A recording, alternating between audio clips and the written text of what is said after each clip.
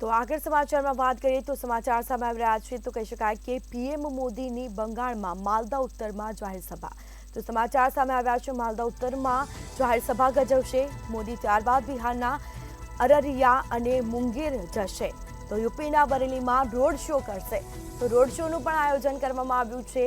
બંગાળના માલદા ઉત્તરમાં જાહેર સભા ગજવશે મોદી। ત્યારબાદ બિહારના અરરિયા અને મુંગેર જશે તો યુપીના બરેલીમાં રોડ શોનું પણ આયોજન કરવામાં આવ્યું છે।